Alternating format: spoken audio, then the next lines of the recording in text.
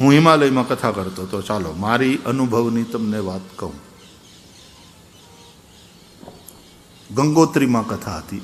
1990ની કથાની વાત કરું છું. એ પછી હમણાં પાછી થઈ એ નહીં, 90માં 10 દિવસની ને ગંગા દશેરાના દિવસોમાં એ કથા થયેલી. 2 સત્રમાં કથા ચાલતી, 4 કલાકના 2 સત્ર.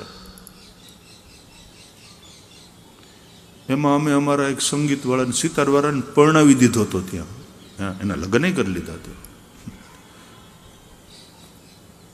એની ગૃહસ્થની ગંગોત્રી, ગૃહસ્થાશ્રમની ગંગોત્રી છે. તો છેલ્લે દિવસે ગંગા દશેરા કથા પૂરી થઈ. અમે ગંગા સ્નાન કર્યું. ગંગોત્રીની ગંગા, એનું જળ કેટલું ઠંડુ, બરફનું જ પાણી. એટલે ન્યા એ ટાઢમાં તમે નદીમાં નાવા જાઓ પણ એક મંત્ર બધા એના મોઢામાંથી નીકળતો હોય, ઉહુ. આ જ મંત્ર નીકળતું, ઉહુ.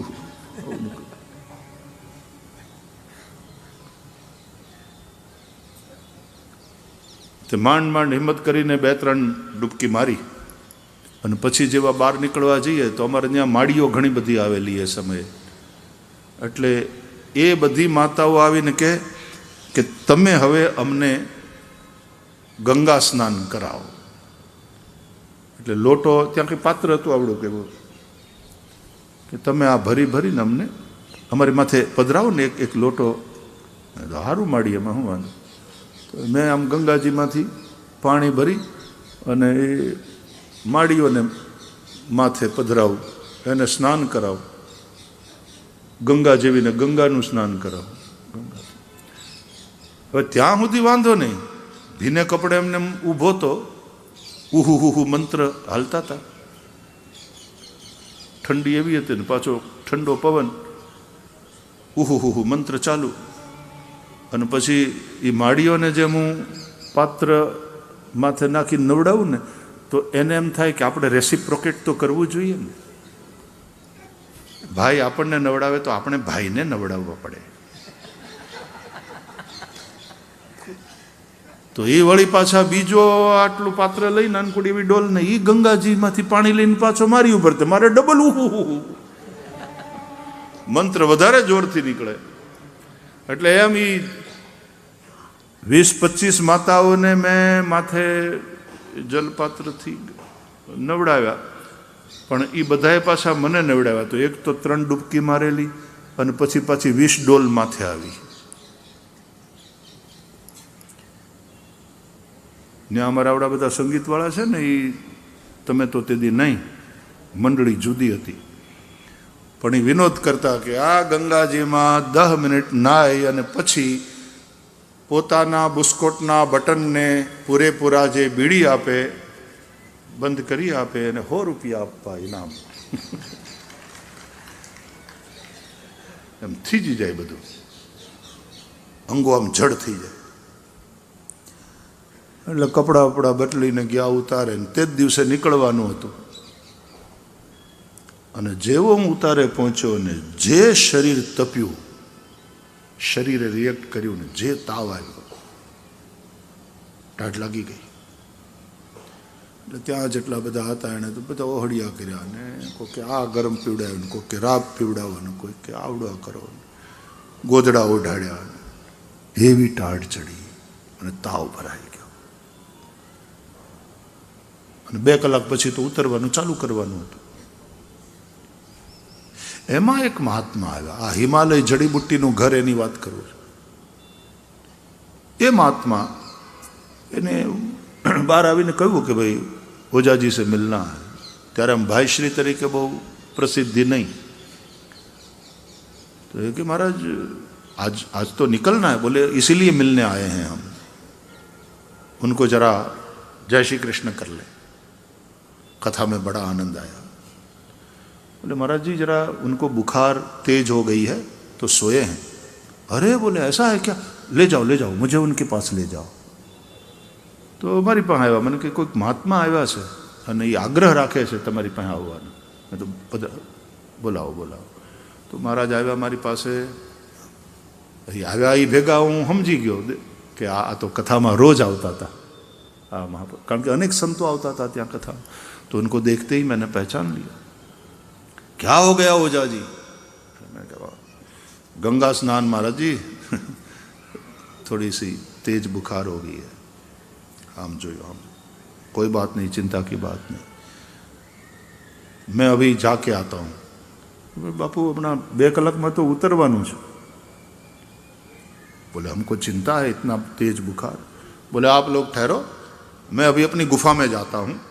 मुझे जाने में 20-25 मिनट लगेगा, आने में थोड़ा मैं जल्दी जल्दी दौड़ता हुआ आऊँगा, लेकिन आज पौना घंटा मेरी प्रतीक्षा करो, मैं अभी आता हूँ. એટલે મહાત્મા ગયા અને એની ઉંમરે આમ લગભગ 45 વર્ષની હશે. ગયા 1.5 કલાકે પાછા આવ્યા. એના હાથમાં થોડી વનસ્પતિઓ હતી, લાવી થોડી ધોઈ અને પછી એના પાંદડા અલગ કરી અને મને આપી કે આ ચાવી જાઓ અને ચબા ચબા કે उसका रस गले के नीचे उतारो.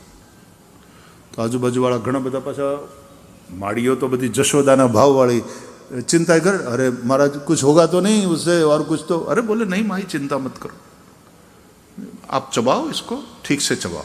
नहीं हाँ मैं बैठा, પાંદડા આપતા જાય, નાના નાના પાંદડા, મેથીની ભાજી હોય ને એના પાન કેવા હોય એ ટાઈપના મને આપતા જાય.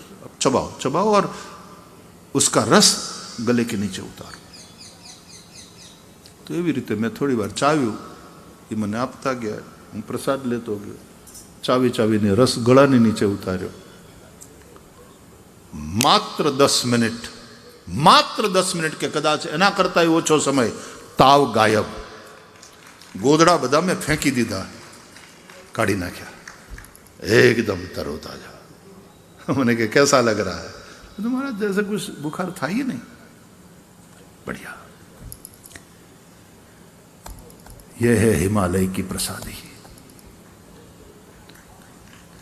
પછી તો એને મને બીજી 2-3 વસ્તુ આપી. એવી એમાંથી એક વસ્તુ કહું.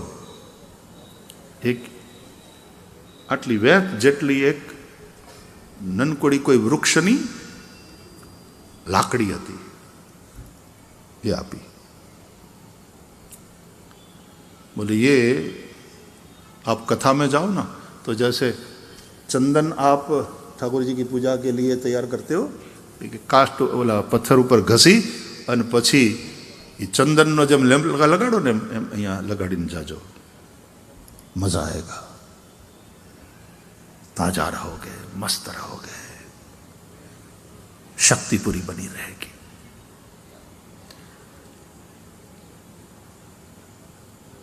वाह महाराज. बोले नहीं, उसके और उपयोग है.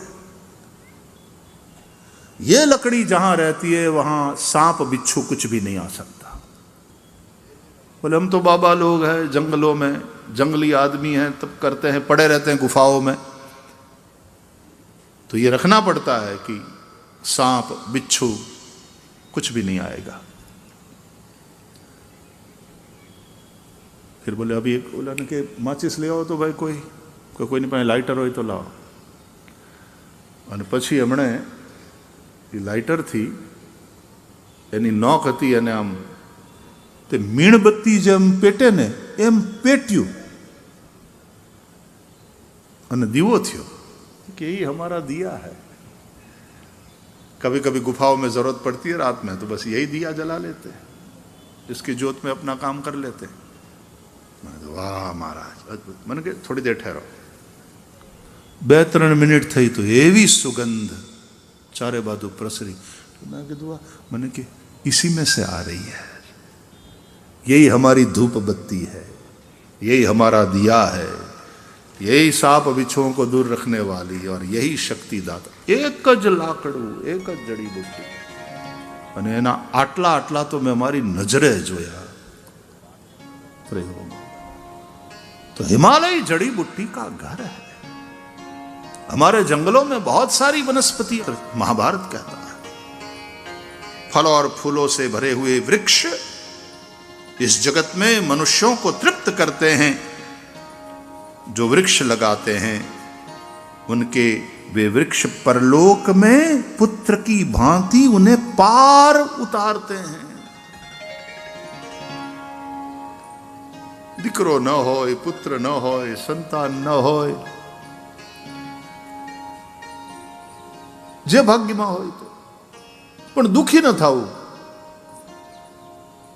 મારે 10 દીકરા છે એમ કરવા કહેવાને બદલે મારે 50 ઝાડવા છે એમ કહેવામાં વધારે ગૌરવનો અનુભવ. તમારા છોકરા કેટલા એમ પૂછવાને બદલે હવે એમ પૂછીએ તમારા ઝાડવા કેટલા, તમારા આંગણામાં ઝાડવા કેટલા, તમારે છોડવા કેટલા, છોકરા કેટલા એના કરતા છોડવા કેટલા એવું પૂછો ને.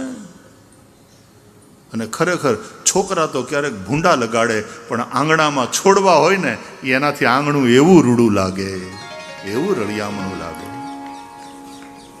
અને છોકરા સેવા કરશે કે નહીં કરે ખબર નહીં, આ છોડવા, આ ઝાડવા એ ખરેખર તારશે, ખરેખર તારશે. મહાભારત કહેતા. અને એટલા માટે પદ્મપુરાણના થોડાક શ્લોકોને ઉદ્ધૃત કરી લઉં.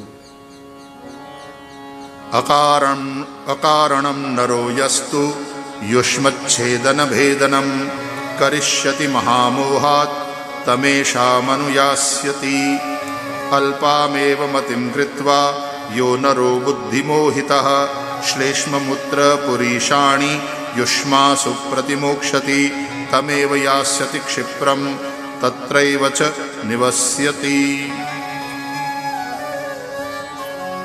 अकारणम नरो यस्तु युष्मच्छेदन भेदनम. देखो जो मानव, अभी इसको ध्यान से सुनो, जो भी मनुष्य अकारण वृक्षच्छेदन करेगा, हमारे शास्त्रों में अकारण वृक्षच्छेदन पाप माना गया. जो भी अकारण वृक्षच्छेदन करेगा, अकारण का अर्थ है कोई जेन्युइन कारण न हो.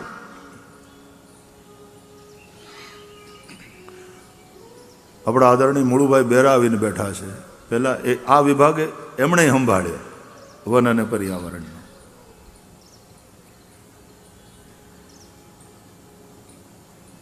અને અમારે તો સાંદીપનીમાં રાષ્ટ્રપતિ આવ્યા ને ત્યારે મુળુભાઈ હતા, એટલે એમની યાદ કાયમ માટે જોડાયેલી છે ન્યાય.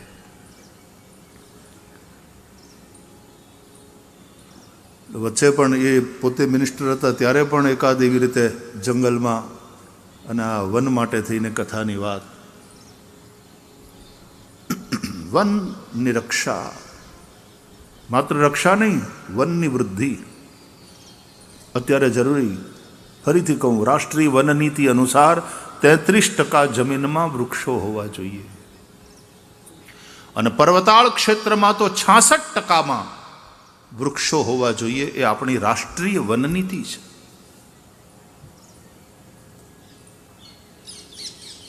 (1897 કે 98થી શરૂઆત થઈ ત્યારે તો હજી અંગ્રેજો હતા અને પછી એમાં ઘણા બધા સુધારા વધારા થયા.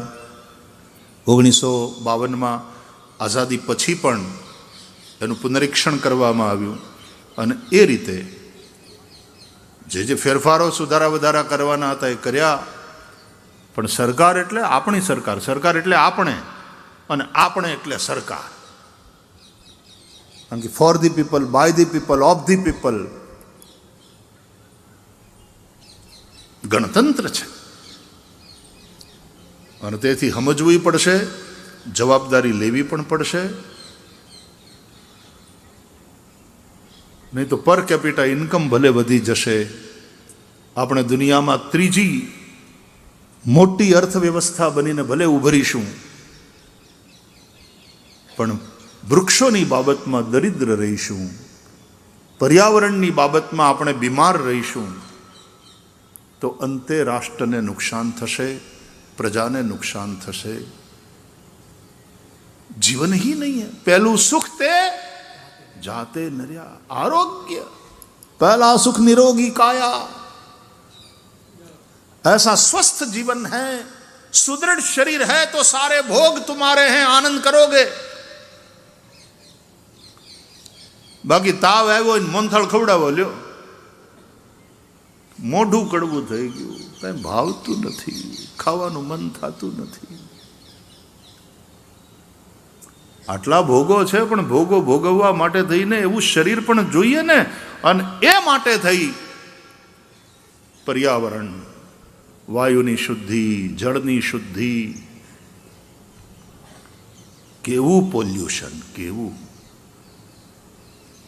દિલ્હી જેવા બધા મોટા સિટીઝની અંદર પોલ્યુટેડ એરને કારણે 7 થી 8 વર્ષની આયુષ્ય ઓછી થઈ જાય છે માણસની. આ વિશેની જાગૃતિ આપણામાં હોય એ બહુ જરૂરી. ફેફસા સંક્રમિત ન થાય, ધ્યાન રાખજો. કોવિડમાં ફેફસા સંક્રમિત થયા. અને આ જે કંઈ બગડી રહ્યું છે એમાં પક્ષીઓ કે પશુઓ, આ કુદરતના જે સજીવો છે એનો કોઈ વાંક નથી. આપણે ઉલટાને એને તો હેરાન કરીએ છીએ. ચકલિયું વહી ગઈ, બોલો. ચકલિયું હમણાં કંઈક નવી આવી છે સલીલભાઈ, પણ સાઈઝ બદલાઈ ગઈ, નનકુડી થઈ ગઈ. હા કા હે ને, હું તો જોયા કરું. હું એ નવરો બેઠો હોય ને ત્યારે ચકલિયું જોયા કરું, મકોડા જતા હોય તો ત્યાં જોયા કરું. આ ક્યાં જવાના છે આજે, એનો શું કાર્યક્રમ છે, કોને કોને મળવાના. ભોણમાંથી કીડીઓ નીકળતી હોય તો એ હામે મળે ને ટકરાય ને, મકોડા વાતું કરતા હોય ને, મજા આવે જોવાની. ક્યારેક કરોળિયાને ઝાડું કરતો જો, 20 મિનિટ લાગેલી એક કરોળિયાને ઝાડું કરતા. હું બરાબર હાજર હતો, મેં ધ્યાનથી જોયું કે ક્યાં કેવી રીતે પેલા દોરડા બાંધે છે, પોતાના પાયો કેમ નાખે છે, એ તો જોઈએ. और एक छोटी सी मकड़ी, और क्या परमात्मा ने उसमें भी ताकत दी. એ મોબાઈલમાંથી બહાર નીકળો, ક્યારેક આવું બધું જુઓ, આવું જુઓ. ટાઈમ પાસ આવી રીતે કંઈક કરો, મજા આવશે.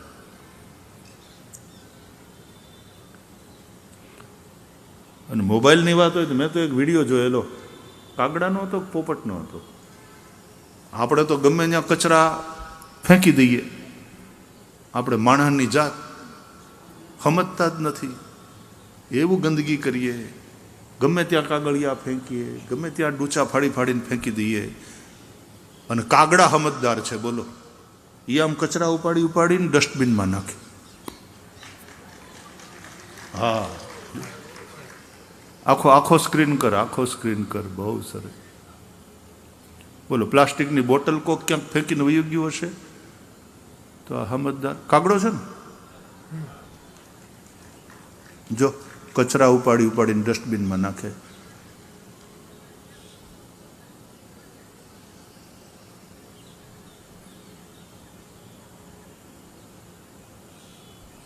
વાહ! એ આને કાગવાસ હોય એટલા માટે જ તે, એટલા માટે જ. એને કાગડો ચતુર પક્ષી છે, કાગવાસ નાખીએ છીએ આપણે.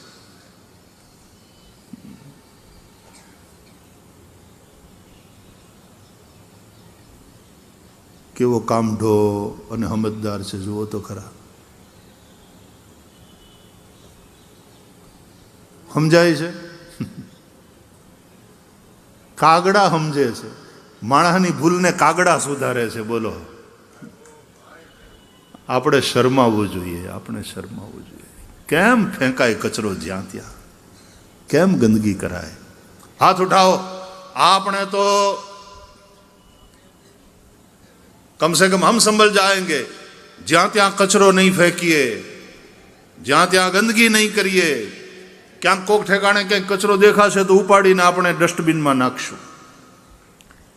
આપણે આપણાથી શરૂઆત કરીએ. પેલું કહે ને, હે ઈશ્વર, દુનિયાને સુધારજો ને એની શરૂઆત મારાથી કરજો. बोले, विश्व में जो परिवर्तन आप देखना चाहते हैं उसका प्रारंभ स्वयं से करो. हम अपने से प्रारंभ करें.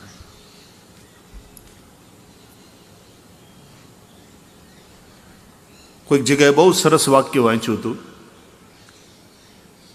कि ईश्वर को गंदगी पसंद नहीं, इसलिए रोज सुबह वो ओस के जल से पेड़ पौधों को भी धोता है। रोज सुबह ઝાકળના પાણીથી એ ધોવે છે છોડને, પાનને, ફૂલોને. અને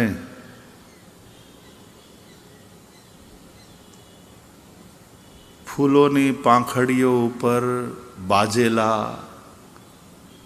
ઝાકળના અથવા તો વર્ષાના ટીપા, નાયેલું ફૂલ અને ઓલા પાંખડીઓ ઉપર બાજેલા ટીપા, સદ્ય સ્નાતા કોઈ બાથરૂમમાંથી બહાર આવી હોય ને અને એના ગાલ ઉપર થોડા થોડા ક્યાંક ટીપા હોય ને ભીના વાળ હોય, એના જેવું ફૂલોનું સૌંદર્ય લાગે. નાયા વગર પૂજામાં ન બેસાય. નાવ નાવ નાવ. ઈશ્વર પણ નબળાવે છે. વરસાદ વરસે, 2-3 દિવસ હરખું ચોમાસું જામ્યું હોય, વરસાદ વરસતો હોય, પછી ઝાડવા નાઈ ધોઈને કેવા તરો તાજા થઈ જાય. प्रकृति का दर्शन करो, माता प्रकृति का दर्शन करो, प्रणाम करो, ध्यान से देखो, इन कीड़ों को, मंकोड़ों को, पंछियों को देखो. बिलीव मी, રિલેક્સ થવા માટે થઈને આ બહુ સારી પ્રવૃત્તિ છે. સ્ટ્રેસ લેવલ ઓછું થશે. ટ્રસ્ટ મી, સ્ટ્રેસ લેવલ બહુ ઓછું થઈ જશે. આ બધું જુઓ, ઝાડવાની હારે વાતું કરો. આપણે કાલ નહીં ને પરમ દિવસે, કાલે તો આપણે કૃષ્ણ જન્મ તો કરવો જ છે. આવું બધું થતું હોય ને કૃષ્ણ પ્રગટ ન થાય એવું થોડું બને. અને પાછી કથા ભાગવત નહીં, એટલે આપણે કાલે નંદ ઘેરાનંદ ભયો તો કરવું જ છે. અને પરમ દિવસે ગોવર્ધનની કથા, અને એમાં હું પણ કથાના પહેલા આવી જઈશ અને આપણે વિધિપૂર્વક ઝાડવાઓની પૂજા કરવાની છે. કારણ કે આ વૈદિક ભૂદેવો પણ આવી ગયા છે. તમે રોજ આવીને થોડો સમય કરો છો. આજે બહેનોને પૂજા કરતી જોઈને, એમાં ઝાડવાના દુખણા લેતી જોઈને મને આમ હેર હેર લોહી ચડ્યું. વાહ, આ આપણી ભાવના છે. આપણી ભાવના મરી નથી ગઈ. ખૂબ ભક્તિ છે, ખૂબ ભાવ છે આપણને અંદરથી. અને એમાં કોઈક ઠેકાણે તો બહેનો વૃક્ષને રાખડી બાંધવાનું બને. હો, મારો ભાઈ આંબો, અને એને રાખડી બંધાય, એને નાડાછડી બંધાય, વસ્ત્ર વેસ્ટર્ન.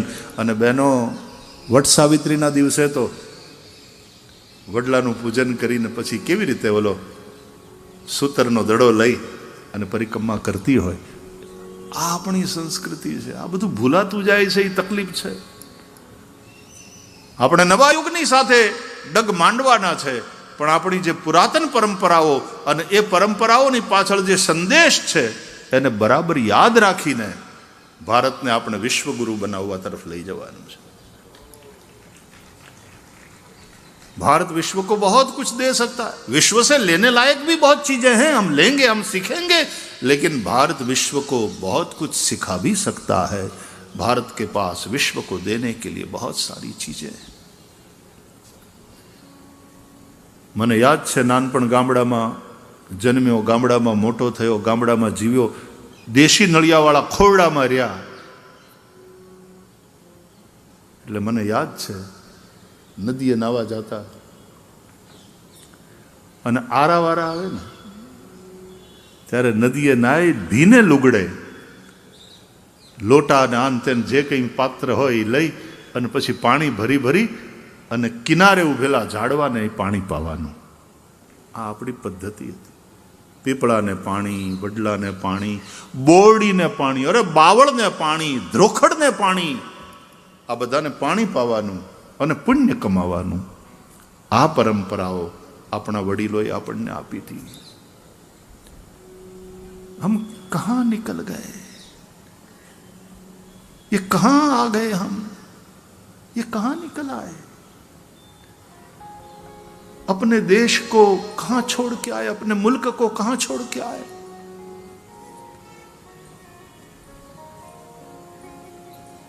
ઓલું તો બહુ સારું તો એક જૂના ફિલ્મનું ગીત છે અને એ તો હારી વાલામાં છે, પણ આમ આપણા ગાડાનો ખેડૂત જો વેસ્ટર્ન કલ્ચર થઈ જાય, જોકે ફરીથી હું કહું છું વેસ્ટર્ન કલ્ચર પાસેથી ઘણું શીખવાનું છે.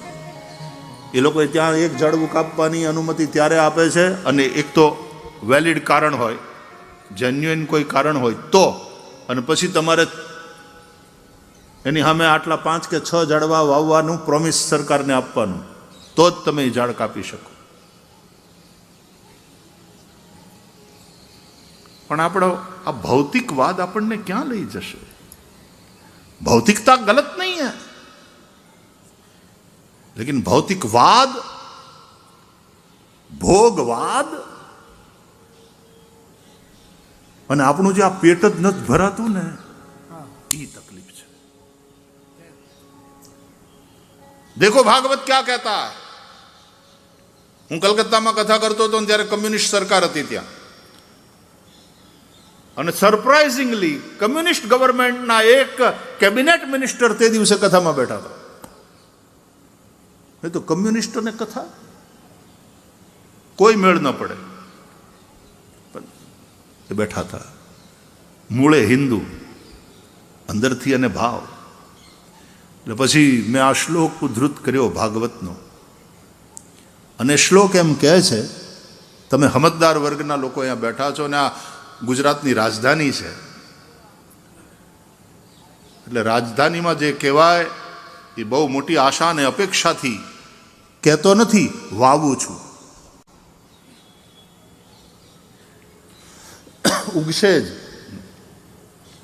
ભાગવતનો શ્લોક કહે છે, યાવત ભ્રિયેત જઠરમ તાવત સ્વત્વમ હિ દેહિનામ अधिकम योभिमन्येत सस्तेनो दंड मरहति. कहते हैं व्यास भगवान श्रीमद् भागवत में कि जितने से प्राणी का पेट भर जाए उतने पर ही प्राणी का अधिकार है. उससे अधिक जो उसके पास है वो उसके पास है, वो उसका नहीं है. मेरी आवश्यकता से अधिक जो मेरे पास है उसको यदि मैं मेरा समझ लूं, बोले अधिकम योभिमन्येत, अपनी जरूरियात करता વધારાનું જે આપણી પાસે છે સંજોગથી એને જે પોતાનું છે એમ માની લે છે કે આ મારું છે. સસ્તે ન, भागवत कहता है वो चोर है. ભલે તમે પરસેવો પાડીને કમાણા હોય, ભલે તમે તમારી બુદ્ધિથી કમાયા હો, પણ તમારી આવશ્યકતા કરતા અધિક જે તમારી પાસે છે એને તમે તમારું માનવાની ભૂલ ન કરો. उसको जो मेरा है ऐसा समझ लेता है वह चोर है. सस्ते न, और फिर भागवत कहता है दंड मरहति. ये दंडनीय છે, અને ખરેખર દંડ મળે જ છે. ઉપરવાળાનો દંડો દેખાતો નથી પણ વાગે બહુ, પડે તો છે સાહેબ. દુખી કરે, શરીરથી દુખી કરે, હોસ્પિટલના આઈસીયુમાં લઈ જાય, બીજી રીતે દુખી કરે, સ્ટ્રેસ વધારે, હાઇપરટેન્શન વધારે, બ્લડ સુગર વધારે, કોલેસ્ટ્રોલ વધારે, કેટલા હેલ્થને લગતા ઇસ્યુઝ થાય, દુખી તો થાય. પછી પૈસાને હાંચવાનું ટેન્શન. અધિકમ યોભિમન્યેત સસ્તેનો દંડ મરહતિ. અને એટલા માટે સંપત્તિ સંગ્રહ માટે નથી, સંપત્તિ સદુપયોગ માટે છે, સેવા માટે છે. વહેંચો, વહેંચો. અને આ વહેંચવું એનું નામ યજ્ઞ. એટલે યજ્ઞ એટલે ખાલી અગ્નિમાં આહુતિ આપવી એ જ નહીં, આ વહેંચવું, ડિસેન્ટ્રલાઇઝેશન ઓફ વેલ્થ. ઇઝ યજ્ઞ. સંગ્રહિત સંપત્તિનું વિકેન્દ્રીકરણ સમાજ માટે, રાષ્ટ્ર માટે, પર્યાવરણ માટે, પ્રકૃતિ માટે, ધરતી માતા માટે આ સંપત્તિને ખર્ચવી, આ સંપત્તિનું વિકેન્દ્રીકરણ એ યજ્ઞ છે. એટલે મારે 3 દીકરા છે એવું કહેવામાં ક્યારેક ગૌરવ ના પણ હોય, કારણ કે દીકરા એવા પાક્યા હોય, પણ એને બદલે મારે 20 ઝાડવા છે આ કહેવામાં જે સંતોષ થશે અને એમાં જે ગૌરવ કે મેં મારી જિંદગીમાં આટલા ઝાડ વાવ્યા, આટલા ઝાડવાને ઉજેરીને મોટા કર્યા. ઉજેરીને મોટા કરનારા સંતાન ક્યારેક તમારી સેવા કરે કે ન કરે, પણ ઉજેરીને મોટા કરેલા ઝાડવા તમારી સેવા કરશે, પ્રાણી માત્રની સેવા કરશે, પંખીઓની સેવા કરશે, વટે માર્ગોની સેવા કરશે. એટલે અકારણ વૃક્ષચ્છેદન પાપ છે. ઔષધિ માટે થઈને તો એ વૈદ્યજી અમે જ્યારે ફરવા જતા ને જે જડીબુટ્ટી જોતી હોય એ મળી જાય એટલે એ રાજી થઈ જાય અને પછી પંચાંગ કાઢે. કારણ કે દરેક નક્ષત્રના અનુસાર વનસ્પતિ હોય છે. તે નક્ષત્ર હોય ત્યારે તે વનસ્પતિની વિશેષ શક્તિ પ્રગટ થાય. એટલે એ જડીબુટ્ટીને પાછા આમંત્રણ આપે અને આમંત્રણ આપીને એમ કહે કે અમે તમને આ દિવસે આ સમય લેવા આવશું, માનવજાતના કલ્યાણ માટે આપ પધારો. અને તે દિવસે વૈદ્યજી ત્યાં જઈ પહેલાં એ વૃક્ષની, વનસ્પતિની કે જે જડીબુટ્ટી હોય પહેલાં એની પૂજા કરે અને પૂજા કર્યા પછી એની ક્ષમા પહેલાં માગી લે કે માનવજાતના કલ્યાણ માટે અમે તમને લઈ જઈએ છીએ, અમે તમને ઉખેડીએ છીએ અથવા તો અમે તમને કાપીએ છીએ, અમને ક્ષમા કરજો. ये संवेदना वृक्षों के, वनस्पति के प्रति, ये संवेदना पहाड़ों के प्रति, ये वाला भाव नदियों के प्रति, ये वाला भाव माँ पृथ्वी के प्रति और ये प्रेम माँ प्रकृति के लिए, ये हिंदुस्तान है, ये ऋषि संस्कृति है. और उसको भूल करके यदि भोगवाद की ओर हम निकल गए, बहुत बड़ा नुकसान हुआ है, होगा यदि अभी भी हम नहीं संभलेंगे. अतः फिर से वेदों की वाणी को याद करने का समय है. फिर से पीछे मुड़कर अपने रूट्स की ओर जाने की आवश्यकता है, अपने मूल की ओर देखने की जरूरत है. क्या कह रहे हैं ये शास्त्र, ये संदेश याद करना अत्यंत आवश्यक है इस समय में. अकारणम नरो यस्तु युष्मच्छेदन भेदनम, अकारण वृक्षच्छेदन पाप है.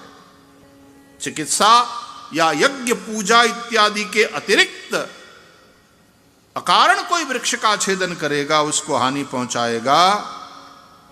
पद्म पुराण क्या कहता है सुनो, कि उस महान अविवेकी को ब्रह्म हत्या संक्रांत कर देती है. ब्रह्म हत्या જેવું પાપ લાગે. ભગવાનની પૂજા માટે ફૂલ તોડતા પહેલા તે છોડવાને પગે લાગવું મારા બાપ, અને ભગવાનની પૂજા માટે તુલસી પત્ર તોડતા પહેલા તુલસીને પગે લાગીને ક્ષમા માગીને પછી તોડવાના.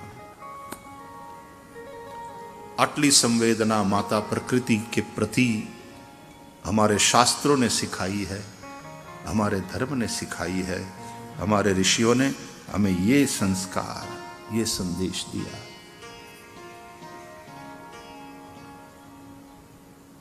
पृथ्वी आदि तत्वों बात આપણે કરતા જઈશું.